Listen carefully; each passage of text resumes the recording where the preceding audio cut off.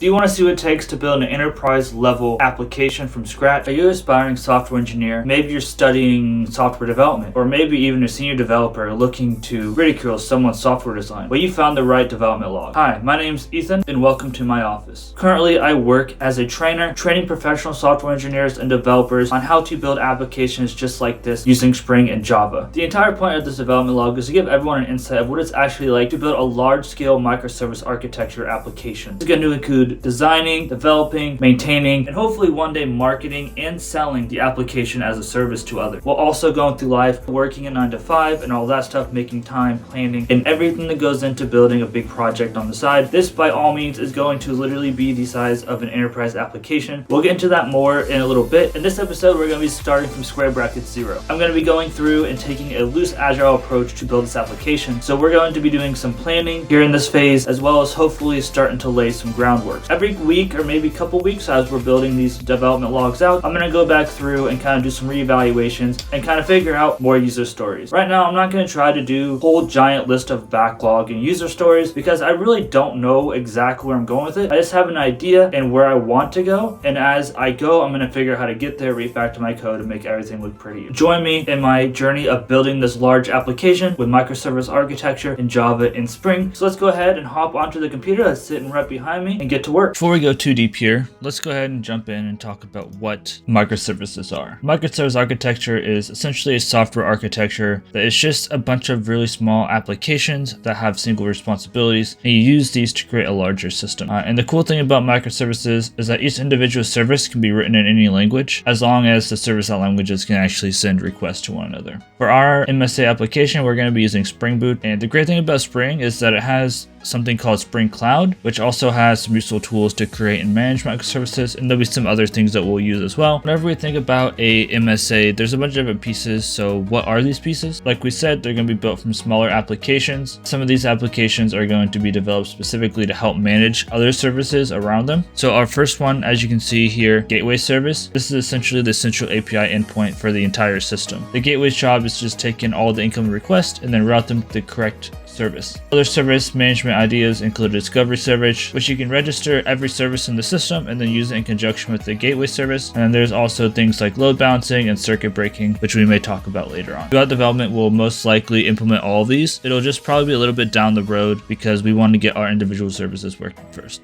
Now we've had a look at the microservices, why would anyone actually want to use this architecture, and what are some of the pros and cons? Microservices are still a little bit of a niche architecture, so not everyone's using them, but it does have its pros. The biggest reason people and companies want to use them is because of the scaling capability. When you have a very widely used application, being sure your services are actually available is huge. Normal monolithic applications, the only way to scale the performance is to add more resources to the server running it or make the server running it more powerful. The microservices, you can deploy each individual service on its own cloud provider with, for example, an EC2. And then if you want to scale your microservice architecture, you can always just add more instances of that specific service rather than scaling up an entire server.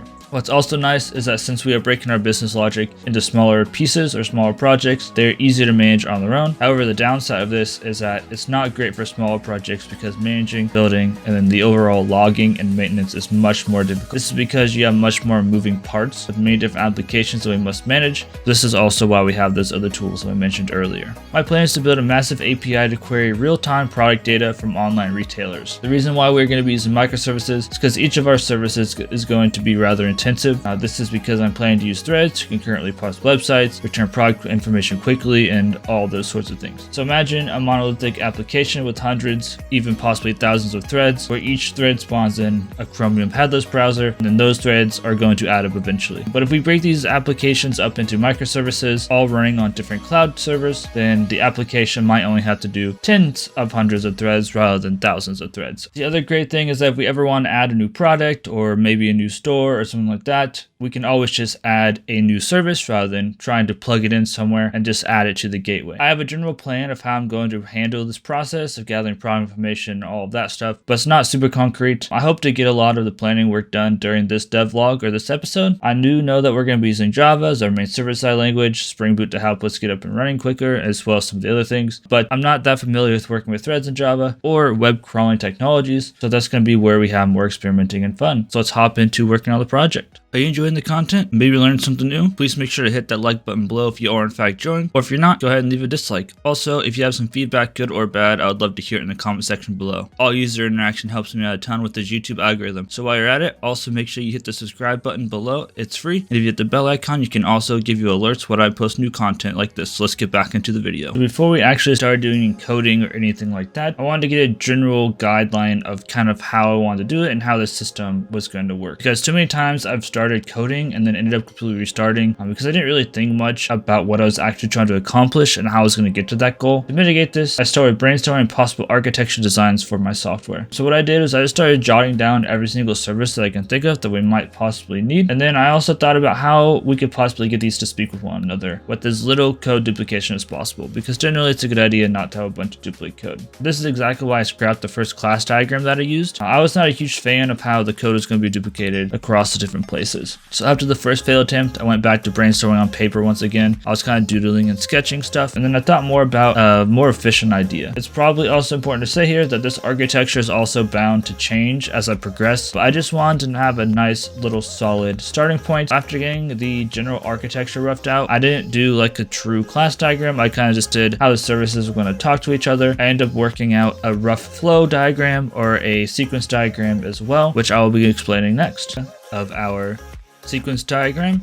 So it's all going to start with a request for some product information. This request is going to go to the gateway service. So this, like I said, is our essential endpoints. Our gateway service will be like, okay, you want to get a request. So then this will go to the individual product service. Product service will need to figure out what the product information is based off the link. It's going to need a link to get product information. So what we'll do is this one will talk to the link service. The link service will have links to all the different products. So we'll probably say, hey, we want this product. Can you please give me a link for it? And it'll send the link back. From there, we can't really do that much with it. It'll just be stored here. So we'll just have the link information here. Now we can actually go to the site parser. Our site parser is going to be either we're going to do parsers for each individual site or something along those lines. I think I'm going to go with parsers for each individual site. Each website that we're going to be parsing has a little bit different information on it. The idea will be that we'll send the link or the links, because realistically we'll actually send out multiple requests here to all the different links or all the different places, and we'll get back an array of links. We'll send that array of links over to get product information. We'll need a proxy. I'll explain more about the proxy in a little bit or next episode, but essentially the lowdown is we can't hit the same websites over and over again, otherwise they're going to block us. We're going to have to grab a proxy from our proxy class, which is going to be something that we'll have to build first. We'll get that proxy, and this will help us set up our actual parsing. The site will then take that proxy and then do some information, do the parsing, and then send that information back. From there, we'll send the information back to the user. So essentially, it's going to be a multi-step process, and this is very simplified. It's going to be a lot more, and there's going to be have to do some other logic for just straight up product discovery and all that stuff. That's essentially the basic flow. So I think now that's enough planning for this episode. So now we can actually sit down and get organized and start doing that sort of stuff. Before moving on, I just wanted to let everyone know that as soon as I get moved and situated, I will be actually live streaming on Twitch at least every single Saturday morning on this project, and possibly even playing games during the week. So be sure to head over to my Twitch and follow me at twitch.tv/unknowncoderyt. Also, to keep updated with where my videos are and streams are, follow me on Twitter at twitter.com/unknowncoder. Finally, we're ready to start doing something. Well, kind of. We're not actually getting any code down in this episode, unfortunately. It's all going to be planning, but now what we need to do is finally get ourselves all organized and set up. Hint, hint, wink, wink. Some of the stuff is going to be changing next episode, but at least this is a nice foundation. So now that most of the general planning is done, I went ahead and sat down, got myself organized. I'll be following a loose Scrum-Bon methodology to develop this application. Scrum as in doing sprints, and then Kanban as in having some sort of Trello board. Again, I'm not doing like perfect 2-week sprints or anything like that. I'm just going to be kind of like doing a little bit of development and then reevaluating and so on and so forth. To do the Kanban part, I set up a Trello board. I created lists for, our backlog, our sprint backlog, our in progress and done. I also add in some other stuff later that we'll talk about, but I only added the very most basic user stories. I'm going to get more detailed as I get going going and think about it, and then think about each individual piece I want to develop. And then later on, I also thought about how I actually want to progress with this application, and I decided that we're actually going to break it up into 5 phases. So that'll be phases 0 through 4. Phase 0 is going to be a working product, but it's going to primarily all be manual and a little bit more inefficient version of the product. So it's going to be primarily, I just want to get it working, and as long as it's working, it's fine. Phase 4 should essentially be a close to real-time API that can add and get products all by itself. So essentially, if a product disappears from a website, the link will be disappeared. If the product disappears from all websites, there'll be no traces of links anymore. Or if a new product pops up, it'll automatically be added and grab the information, all of that good stuff. Finally, we had one last thing to do before wrapping up the episode, and that was to get our Git repository up and running and ready to go. So I went ahead and created a new repository along with a few branches. We're going to be using a workflow called Git flow. This was originally created by Vincent Dreesen. The way it works is that we break our code base into several branches. Our main branch is going to be where our production code goes. So that is going to be our working version of the project. We're going to have a release branch. So this is where we stage up all of the changes for our next push to production. We're going to have a develop branch. This is going to be where all of our ongoing changes are. Then off of that develop branch, we're going to break off into individual feature branches. Once each individual feature is complete, we merge it into the development branch, and it goes on and on. So essentially, this is just going to help us keep organized. It's also going to be able to help us make sure I'm not doing too much with each branch and each commit and all of that good stuff, because I've way too many times just done way too much on a single push or a single branch or whatnot. This will also help us look back and see what we did for each feature and all that sort of thing. This should also help us stay focused on individual features that we're trying to work on, and so on and so forth. So now that we have all of this set up, the only thing we had left to do is start coding. I want to thank you all for watching. It really means a lot to me that you made it this far in the video. I'll be trying to produce these videos as quickly as I can while also keeping the quality as high as possible. Just a reminder, I will be moving not too long after this video release, so the next episode may be a little bit, but that's why it's important to follow me on Twitter, link below. Thanks again for watching. Have a great day, and I'll see you guys in the next one. Peace out.